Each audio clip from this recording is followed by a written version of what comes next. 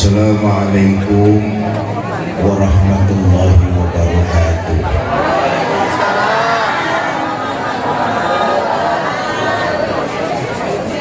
Bismillah walhamdulillah wassalatu wassalamu ala rasulillah Sayyidina Muhammad ibn Abdillah wa ala alihi wa sahbihi wa mawala, amma ba'du. Yang mulia para ulama, para kiai, para asatiz dan asatizah, yang saya hormati para tokoh masyarakat, Bapak Kepala Desa Semalimping Utara, DKM Masjid Nurul Iman, Panitia Peringatan Isra dan Mi'raj, Ibu bapak, saudara-saudara kaum muslimin yang saya cintai. Alhamdulillah, berkat izin dari Allah, malam ini kita dapat bertemu dan berkumpul. Mudah-mudahan pertemuan kita malam ini mendapat curahan rahmah dan berkah dari Allah Subhanahu wa Ta'ala. Bapak, Ibu, saudara-saudara kaum muslimin yang saya cintai, Isra dan Mi'raj adalah peristiwa yang besar, bahkan teramat besar, sampai-sampai kalau akal yang dijadikan rujukan, akal tidak mampu menerima kebesaran Isra Mi'raj. Apa sebab? Akal kita kekecilan.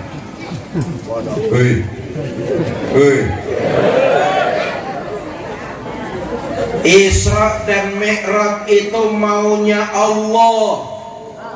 Kalau Allah yang mau, segalanya serba gampang, nggak ada yang susah menurut Allah. Iza arada syai'an ayyaqula lahu fayakun. Kalau Allah yang mau, kecil, beres. Otak, akal nggak akan sanggup menerimanya. Minta tolong echo-nya dimatikan saja sound system nih. Cek 1 2. Nah, echo-nya dimatikan Kang, minta tolong. Cek 1 2. Tos atur nuhun.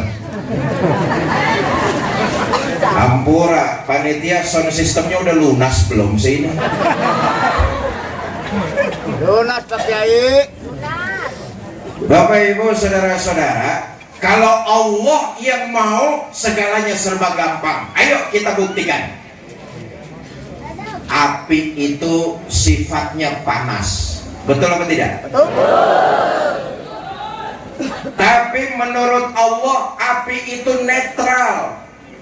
Kalau Allah mau api panas, ya panas. Kalau Allah mau api dingin, ya dingin. Panas dan dinginnya api bukan untuk Allah, tapi untuk makhluk. Jelas? Jelas?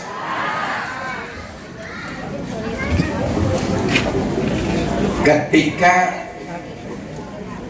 Nabi Ibrahim alaihi salatu wassalam dilemparkan ke dalam kobaran api oleh Raja Namrud, Allah yang mau Nabi Ibrahim selamat, nggak kebakar sedikit pun. Kenapa? Api tunduk maunya Allah. Ya naru kuni bardan wa salaman ala Ibrahim. Hai api, tunduklah kamu, dinginlah kamu, selamatkan Nabi Ibrahim. Nabi Ibrahim walaupun diceburkan ke dalam kobaran api, sedikit pun sekujur badannya tidak terbakar. Kenapa? Api nurut maunya Allah. Nabi Ibrahim gak kebakar gara-gara ngamalin ayat yang tadi kali. Sok cobain, ntar pulang pengajian sampai rumah nyalain kompor, baca ayat ini 3 kali. Ya naru kuni bardan wa salaman ala Ibrahim. Duduk di atas api, insya Allah gosong.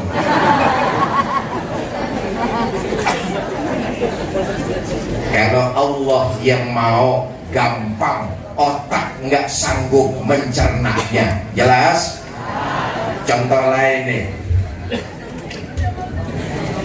kalau ada bocah letih, naon bocah letih?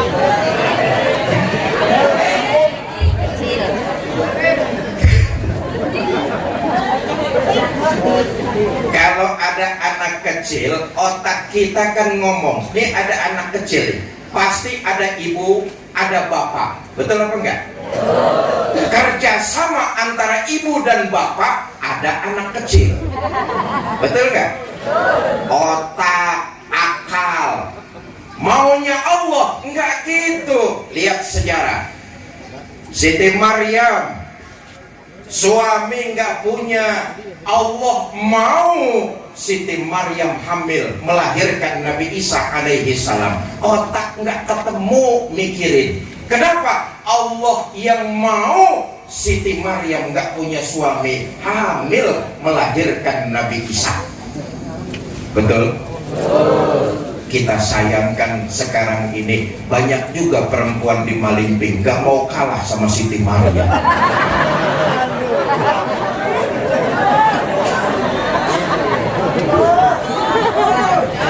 Bersaing.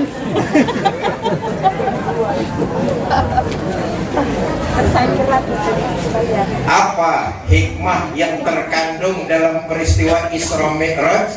Ini saja yang ingin saya sampaikan.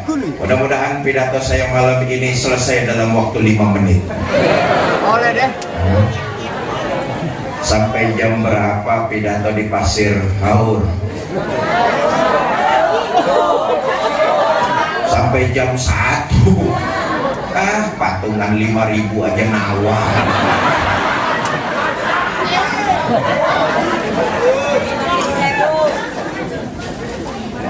Pertama, peristiwa Isra dan Mi'raj terjadi di akhir-akhir periode Mekah.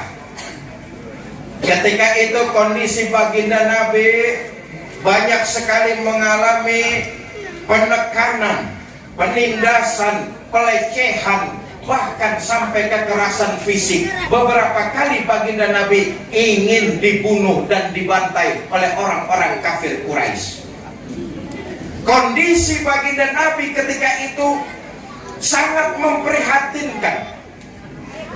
Dihina, dicaci, dimaki, menebarkan nilai-nilai Islam, menebarkan nilai-nilai kebaikan, penuh dengan rintangan, tantangan, dan cobaan. Dicaci, dimaki, disiksa, bahkan sampai beberapa kali ancaman pembunuhan. Ini iktibar buat kita nih, umat baginda Nabi. Contohnya beliau ketika menebarkan nilai-nilai kebenaran, ketika berdakwah di atas landasan agama Islam, pasti bakalan ada orang yang mencaci, pasti bakalan ada orang yang memaki, pasti bakalan ada orang yang gak senang dengan perjuangan. Malam ini bikin Isra Mi'raj DKM Masjid Nurul Iman, nggak semua orang Malimping seneng.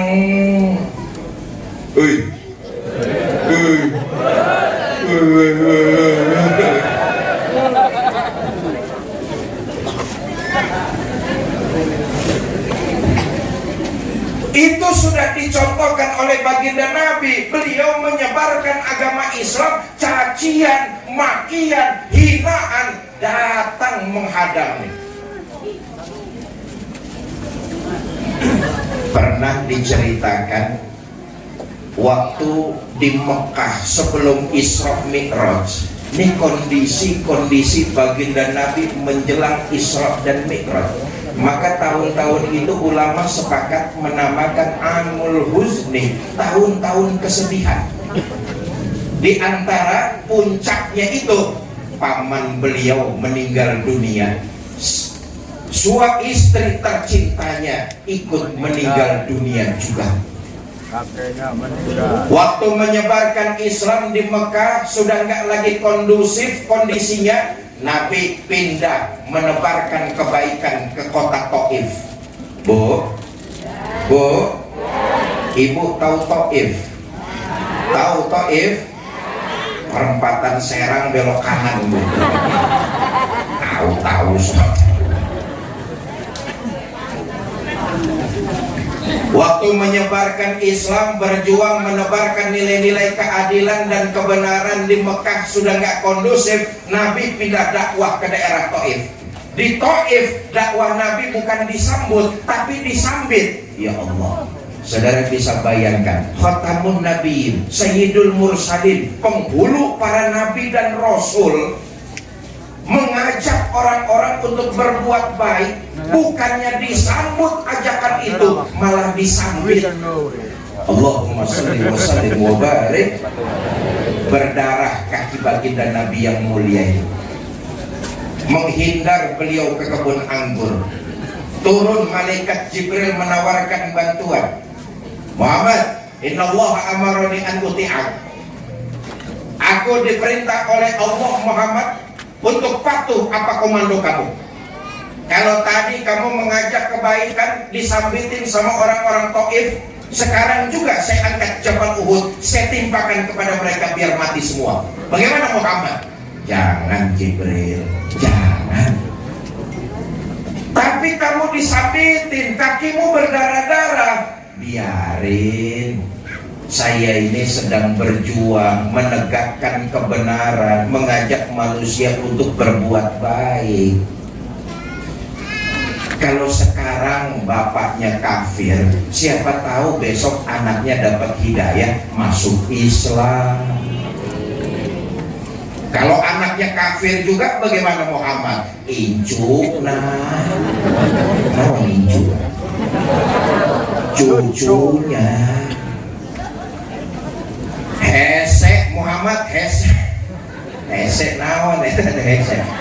Susah Muhammad, susah. Anak sih bagaimana bapak? Biasanya kalau bapak kalong, anak kampret. Kalau bapak nyolong, anak pan nyopet. Fil abna, bagaimana bapak begitulah anak. Oh, enggak juga Jibril, malah saya mau berdoa kepada Allah. Inilah misi menebarkan nilai-nilai kebaikan. Walaupun orang tidak menerima nilai-nilai kebaikan yang kita lakukan, jangan kita balas menghina, tapi kita doakan mereka biar mendapat hidayah, taufik dan inayah dari Allah Subhanahu wa taala. Allahumma hdi qaumin fa innahum la ya'lamun. Ya Allah, berikan mereka hidayah karena sesungguhnya mereka enggak tahu. Dihina, dicaci, dimaki, disambitin, yang nyambitin malah didoakan, menebarkan kebaikan, menebarkan ajaran agama Islam yang rahmatan lil alamin. Karena itu saya titip pesan adik-adik saya, para remaja, para pemuda.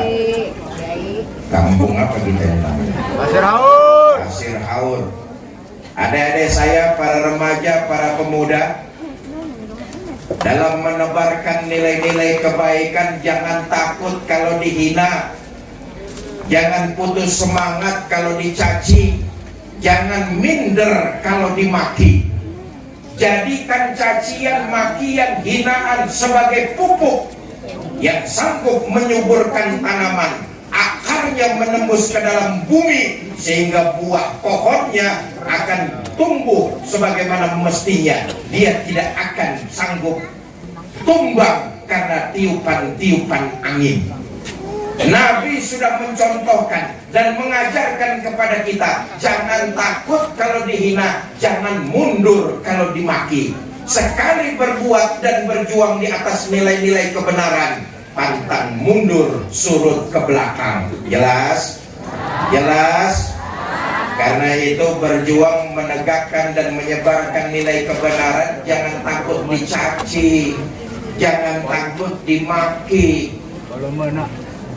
Tapi sebaliknya, jangan terlena dengan pujian, jangan lalai dengan sanjungan, sebab pujian, sanjungan sering membuat hidup kita manusia sering terlena. Betul sih, wataknya manusia itu senangnya dipuji. Betul? Ya. Kita ini manusia paling nggak seneng kalau dicaci, tapi kalau dipuji, mumbul ke langit, kaki nggak napak. Betul? Kuntilanak. Nggak percaya nih, nggak percaya. Manusia wataknya senang dipuji. Selesai pengajian dari Masjid Nurul Iman, kita pulang ke rumah masing-masing. Saudara nanti di jalanan ketemu awewe gelis, ketemu perempuan cantik, saudara bilang, "Neng, kamu cantik deh."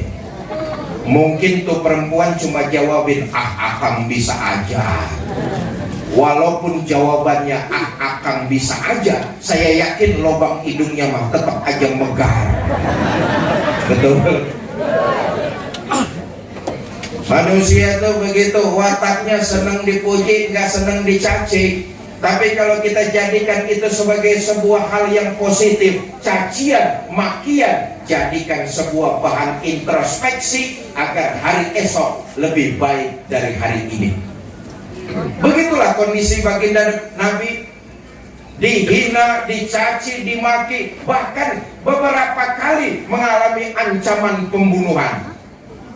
Puncaknya setelah peristiwa Isra dan Mi'raj, sebelum baginda Nabi hijrah ke kota Madinah. Ketika itu turun perintah hijrah. Sebagian sahabat-sahabat muslim sudah pada berangkat ke Madinah. Nabi dan beberapa orang yang lainnya paling belakang untuk hijrah menuju kota Madinah. Ayat hijrah turun didengar oleh pemuka-pemuka kafir Quraisy. Mulailah mereka merancang pembunuhan terhadap diri baginda kita Nabi besar Muhammad.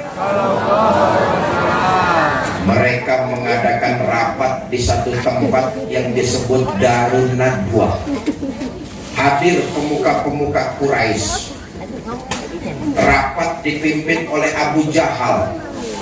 Kata Abu Jahal, "Saudara-saudara, bagaimana ini Muhammad sama pengikutnya? Kita siksa sudah, kita hina sudah, kita bantai juga sudah. Tapi ternyata tiap hari pengikut Islam, pengikut Muhammad makin bertambah. Bahkan sekarang sebagian sahabatnya sudah pada hijrah di Madinah. Bagaimana cara kita mengatasinya?" Dari belakang nyautin Abu Lahab. Kata Abu Lahab, "Gua bilang juga dari dulu, apa Muhammad bunuh aja." Kata Abu Jahal, "Soal ngebunuh mah gampang, bro. Tapi Muhammad kan nggak keluar dari batu, dia punya keluarga. Nanti kalau keluarganya nuntut balas bagaimana?" Abu Lahab nyautin, "Gampang itu. Kita ini suku Quraisy kan suku yang paling besar. Masing-masing kita ini kabilah-kabilahnya punya preman. Kumpulin premannya, bunuh Muhammad bareng-bareng. Nanti kalau keluarganya nuntut balas, mereka akan berhadapan dengan suku Quraisy yang banyak ini." Kata Abu Jahal, "Wah, ide Abu Lahab bagus juga. Bagaimana saudara-saudara? Setuju?" "Setuju." "Baik, kapan kita bunuh Muhammad?" Abu Lahab nyaut lagi. Kata Abu Lahab, "Udah, nggak usah lama-lama, besok malam kita bunuh Muhammad." "Oke, besok malam kita bunuh Muhammad. Tapi yang ikut rapat malam ini jangan sampai membocorkan keputusan rapat kita. Siapa yang membocorkan keputusan rapat malam ini akan dikenakan sanksi. Bagaimana? Setuju?" "Setuju." "Baik, rapat selesai, silakan bubar." Selesailah rapat, pulanglah ke rumahnya masing-masing. Karena rapatnya sampai tengah malam, di rumah pada ditanya sama istrinya, "Pak, rapatnya malam amat, Bapak rapat apa rapat?" "Rapat, Bu. Besok malam mau ada pembunuhan." "Pembunuhan?" "Iya." Siapa yang mau dibunuh? Muhammad, tapi jangan bilang siapa-siapa ya Bu ya. Iya Pak, iya. Besok pagi istrinya belanja sayuran, ngobrol sama tetangganya. Ayah naon teh? Ntar malam mau ada pembunuhan. Pembunuhan? Iya. Siapa yang mau dibunuh? Muhammad, tapi jangan bilang siapa-siapa ya Cek ya. Iya teh. Ya atur nuhun, makasih. Nih tetangga ngomong lagi sama tetangganya yang lain. Yang lain ngomong lagi sama yang lainnya. Begitu seterusnya. Hampir sesiang itu sebagian besar penduduk Mekah sudah pada tahu kalau entar malam akan terjadi pembunuhan. Tahu dari mana? Yaitu tadi dari gerakan jangan bilang siapa-siapa.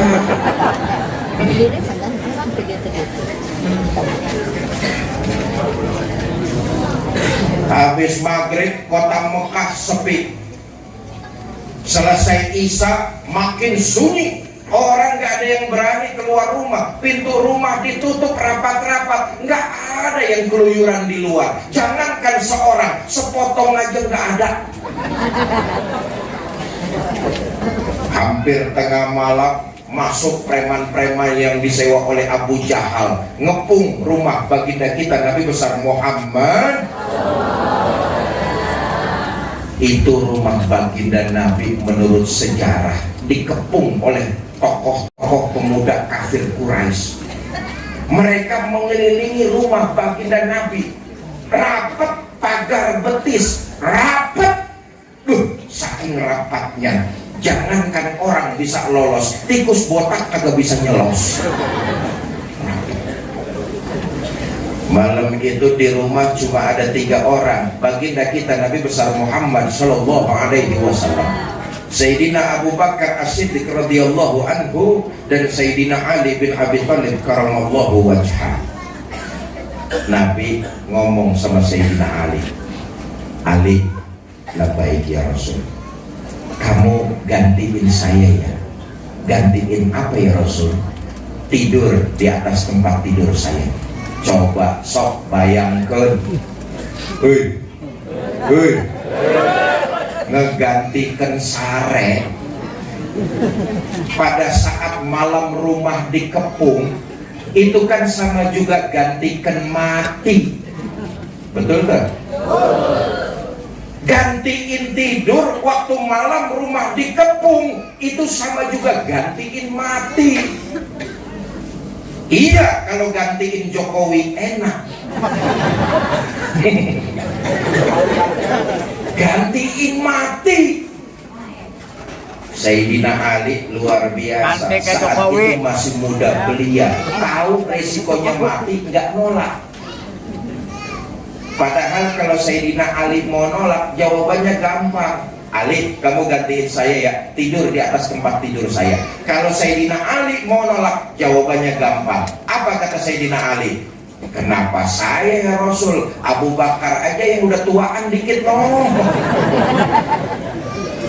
Masih muda, anak muda, tapi nggak takut dengan resiko.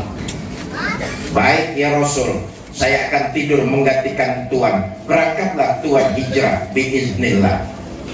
Abu Bakar, labbaik ya Rasul, ayo kita berangkat hijrah. Ntar dulu ya Rasul, ini orang-orang kafir Quraisy ngepung rumah kita nih. Bagaimana caranya supaya kita keluar? Karena rumah kita dipagar betis nih. Nabi ngambil segenggam pasir, kemudian beliau membacakan ayat, wa ja'alna min baini aydihim sadda wa min khalfihim sadda fa agsaynahum fahum. Beliau tebarkan pasir itu. Preman kafir Quraisy ngepung rumah baginda Nabi, posisi berdiri tegap siaga, mata melotot. Nabi lewat lihat. Kotok ya tadi. Dalam kotak.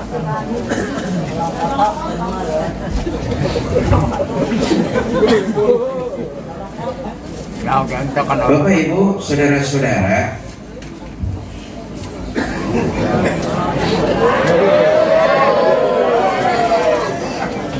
menit. Iya, saya cuma melihat jam doang.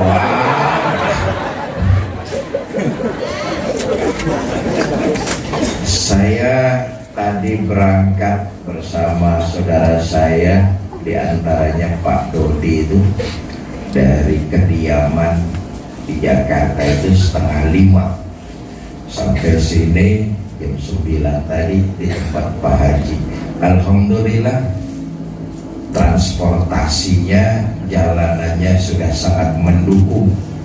Konon katanya saya keluar tol baru tuh, yang keluar di Rangkas ya, dan konon katanya itu akan menyambung ke Malimping lalu sampai ke Pelabuhan Ratu. Mungkin kedepannya dakwah di Malimping kalau dari Jakarta bisa ditembus dalam waktu 3 jam.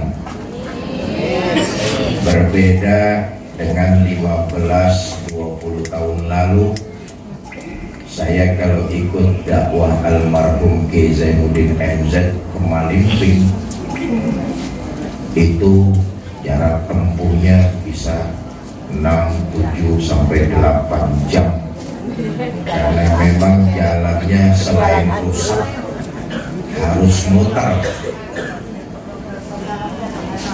Karena itu mudah-mudahan negara kita tercinta Indonesia ini makin memperhatikan kondisi rakyatnya, akses jalan dimudahkan, baik itu untuk peningkatan ekonomi masyarakat setempat maupun untuk siar dakwah ajaran agama Islam. Baik, saya kembali. Yang pertama, hikmah dari Isra dan Mi'raj tidak lain dan tidak bukan adalah nilai-nilai iman. Karenanya akal terlalu kecil untuk memahami kebesaran Allah Subhanahu wa Ta'ala. Disinilah akal harus tahu diri. Disinilah akal harus tahu posisi.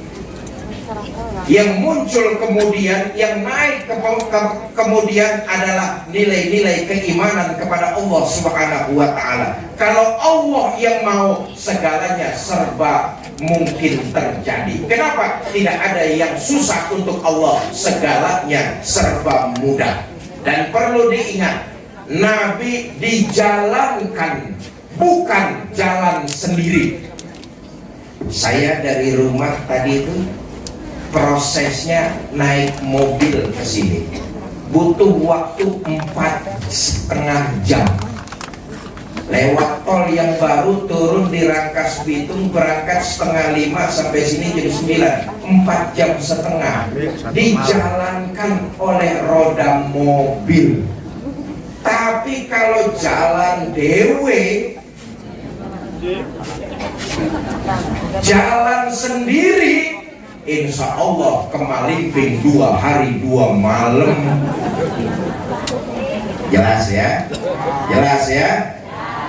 Allah yang jalankan baginda kita Nabi besar Muhammad Sallallahu Alaihi Wasallam. Sepertiga malam selesai urusan. Kenapa? Allah yang jalankan, Nabi kita Muhammad Sallallahu Alaihi Wasallam dijalankan. Pakai otak nggak akan ketemu. Inilah hikmah yang pertama, nilai-nilai iman kepada Allah Subhanahu.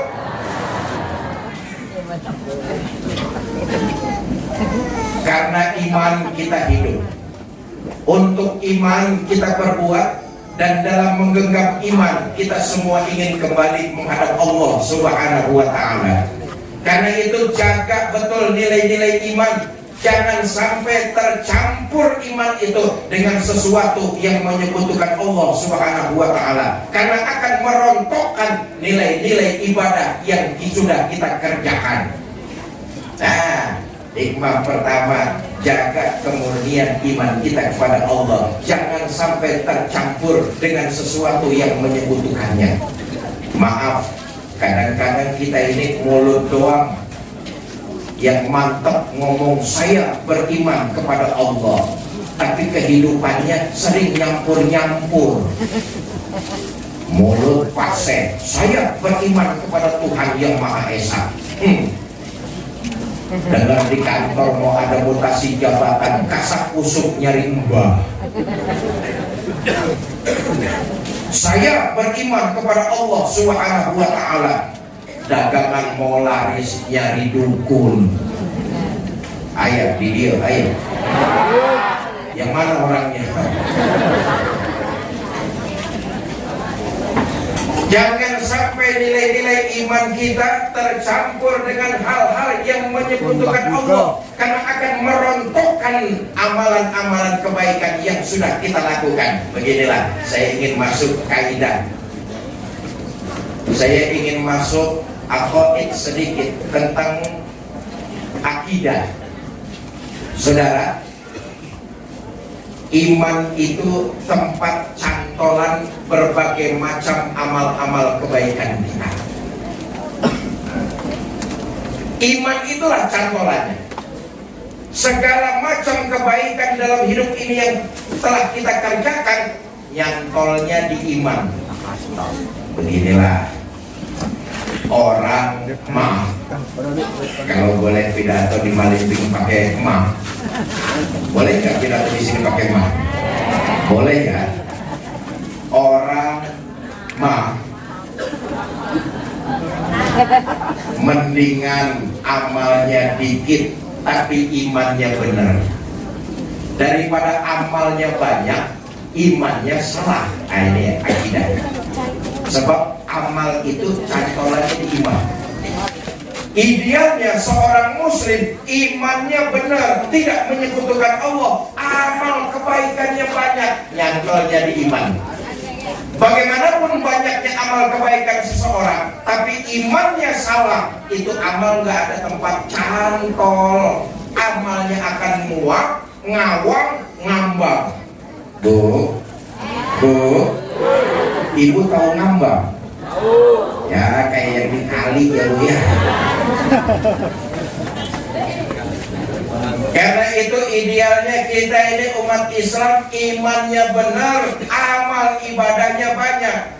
Karena iman meningkat terlihat dari amal-amal perbuatan baik yang kita lakukan dalam kehidupan di alam dunia ini. Hidup bermasyarakat, jangan cuma ngaku imannya meningkat, tapi amalnya perbuatan baiknya nggak ada. Kalau ngaku orang beriman, maka harus dibarengi dengan perbuatan baik. Sama tetangga harus akur, itu bukti iman yang kuat. Sama saudara harus baik, itu bukti beriman yang kuat kepada Allah Subhanahu wa ta'ala. Sebab aneh kalau ada orang yang ngaku beriman kepada Allah tapi beramal, melakukan perbuatan-perbuatan baiknya males-malesan. Padahal kita semua menyadari bahwa amalan perbuatan baik yang dilandasi dengan iman, itulah yang menemani kita masuk ke alam kubur. Betul atau tidak? Harta ada yang kita bawa, banda ada yang kita bawa, hanya amal ibadah dan perbuatan kita yang menemani kita di alam kubur. Aneh kalau ada orang yang ngaku beriman tetapi perbuatan baiknya tidak meningkat, segitu-gitu wae. Jelas?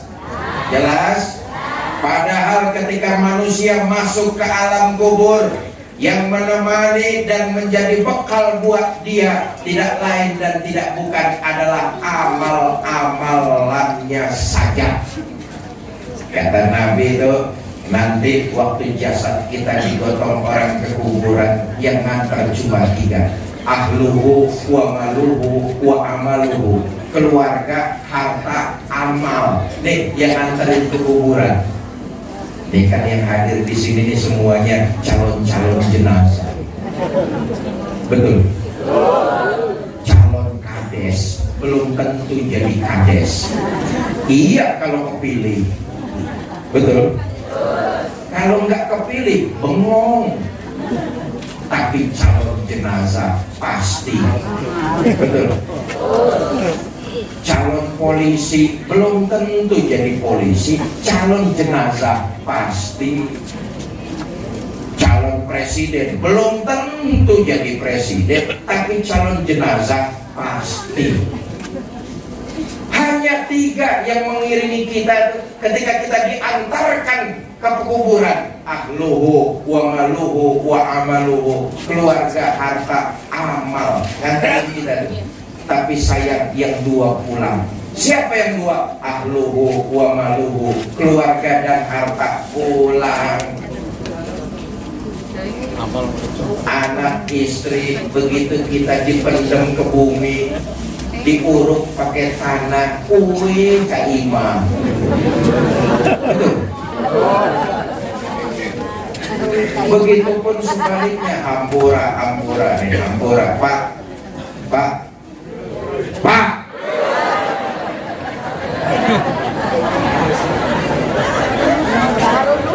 Ampura, kalau bapak-bapak ini mati duluan, jangan harap pemajikan mau nemani masuk ke dalam.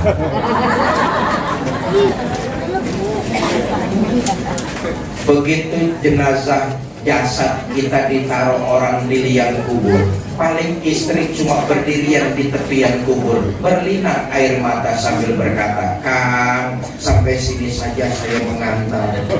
Mudah-mudahan akang betah di dalam, nggak usah naik-naik lagi." Bagaimanapun cintanya pemajikan sama kita, nggak mau dia nemani di dalam. Betul kan, Bu? Kurang ajar.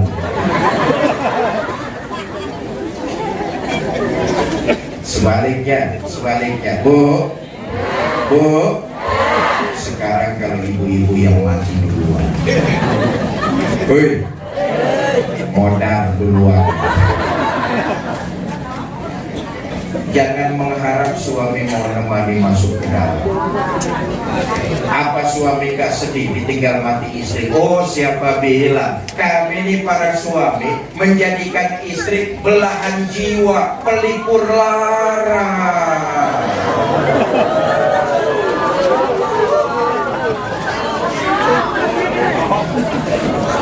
Apa suami gak nangis ditinggal mati istri? Siapa bilang? Kami ini para suami bercucuran air mata.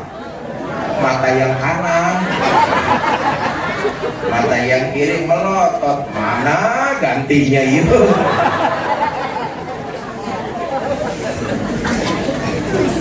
Yang nemenin kita nggak lain adalah amal ibadah yang kita lakukan, karena amal-amal kebaikan itu nyantolnya di iman. Hikmah pertama dari Isra dan Mi'raj, tingkatkan kualitas iman, jangan sampai tercampur dengan sesuatu yang menyekutukan Allah Subhanahu wa Ta'ala. Yang kedua, hikmah dari peristiwa Isra dan Mi'raj, turunnya ini hikmah utama, turunnya perintah sholat 5 waktu. Betul. Ibadah-ibadah yang lain Allah turunkan melalui perantara malaikat Jibril, tapi khusus ibadah sholat Allah sendiri yang langsung memerintahkan junjungan kita baginda Nabi besar Muhammad. Bapak Ibu saudara-saudara, satu hari satu malam Allah memberikan kita waktu 24 jam. Betul. Dalam waktu 24 jam Allah cuma minta kepada kita 5 kali lapor, yaitu lewat sholat 5 waktu. Ayo kita hitung-hitung. Sholat yang bagus di Masjid Nurul Iman, taruhlah sekali sholat waktunya 10 menit. 10 menit itu sholat sudah bagus benar. Yang sedang-sedang taruhlah waktunya 5 menit. Yang kilat khusus 2 menit. 2 menit. Di perangkonya gambar geledek. Kita ambil yang tengah-tengah saja, sekali sholat 5 menit. Ayo kita hitung. 5 kali 5 waktu kan cuma 25 menit. Betul? Sisanya 23 jam 35 menit silakan kau gunakan untuk keperluanmu. Cuma 25 menit Allah minta kita lapor. Ini saja masih banyak di antara kita yang belum mengerjakannya. Saya bangga dan bersyukur tadi dikasih tahu sama Pak Haji waktu mampir transit, Ustaz, alhamdulillah masyarakat Pasir Laut sholat berjamaahnya rajin-rajin Ustaz. Apalagi kalau subuh berjamaah, Masjid Nurul Iman penuh sampai keluar-luar. Nggak ada yang di dalam.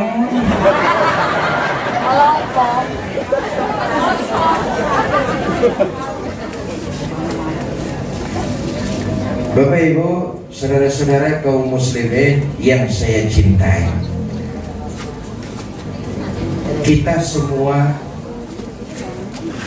memahami, menyadari dan mengerjakan. Tetapi rupanya masih banyak di antara kita yang baru sekedar mengerjakan ibadah sholat, hanya sekedar menggugurkan kewajiban saja. Akibatnya sholat yang didirikan tidak mencegah dari perbuatan keji dan munkar. Kenapa? Karena ibadah sholat yang kita kerjakan hanya sekedar menggugurkan kewajiban. Jangan heran kalau ngelihat ada orang sholatnya rajin, maksiatnya tekun. Ayah dia ayah. Kok ayah, alhamdulillah. Di kampung orang ayah. Di kampung saya ada yang kayak begitu. Saya tanya, pindahan dari sini.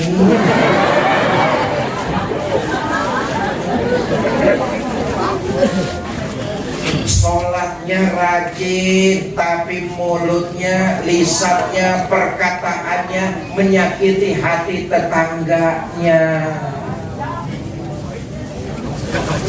Sholatnya rajin, tapi korupsinya luar biasa.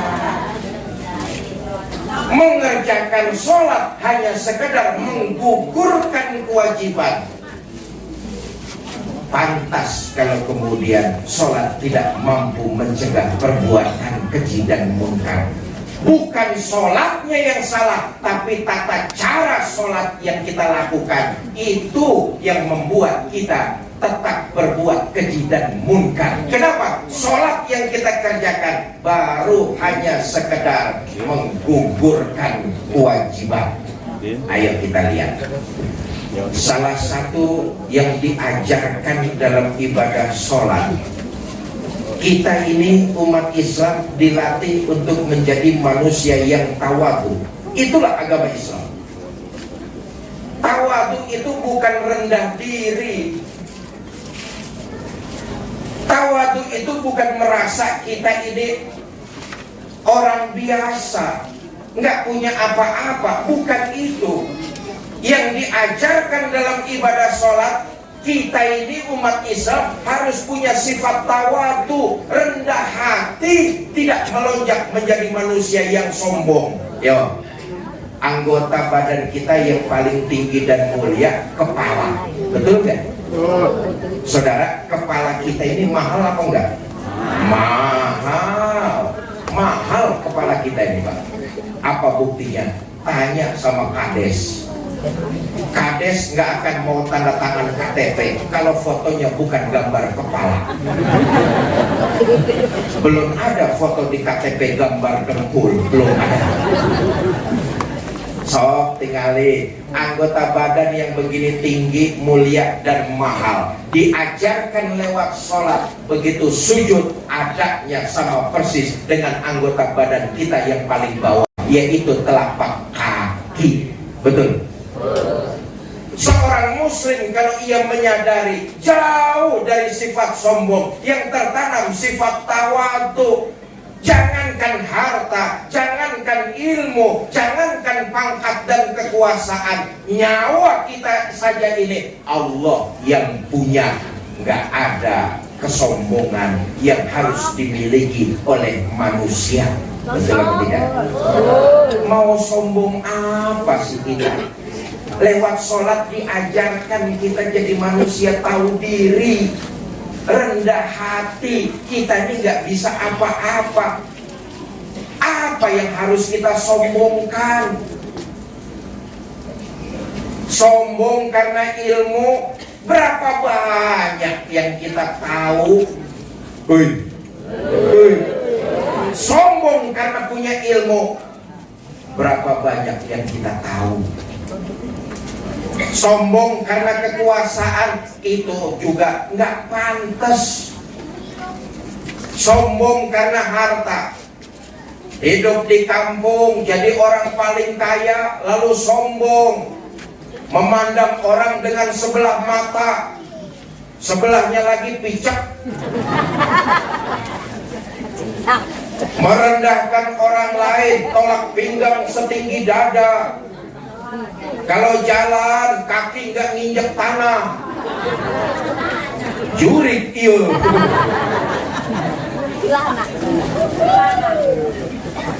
Sholat mengajarkan kepada kita untuk punya sifat tawadu, menyadari bahwa kita manusia, makhluk yang lemah, tidak punya daya dan kekuatan apa-apa. Semuanya bersumber kepada Allah Subhanahu. Ayo, momentum Isra dan Mi'raj, kita bersama. Jangan cuma sekedar melaksanakan sholat sebagai rutinitas menggugurkan kewajiban, tapi merupakan sebuah media. Selain sebuah kebutuhan yang utama, kita ini butuh Allah. Sholat itu kebutuhan kita kepada Allah. Kita yang butuh. Jangan dijadikan sebuah kewajiban, tapi sebuah kebutuhan. Selain itu, sholat merupakan sarana buat kita untuk memperbaiki diri, introspeksi diri dengan akhlak-akhlak yang baik. Nilai-nilai yang diajarkan lewat sholat, sebarkan dalam kehidupan kita sehari-hari. Sudah jam 8 lewat 3 jam setengah ini. Ini saja yang dapat saya sampaikan. Mudah-mudahan ada manfaat. Saya masih harus melanjutkan perjalanan kembali karena besok pagi, siang masih harus mengisi pengajian di Jakarta. Terima kasih atas segala perhatian. Mohon maaf atas segala kekurangan. Wallahul muwaffiq ila aqwamit thoriq. Assalamualaikum warahmatullahi wabarakatuh.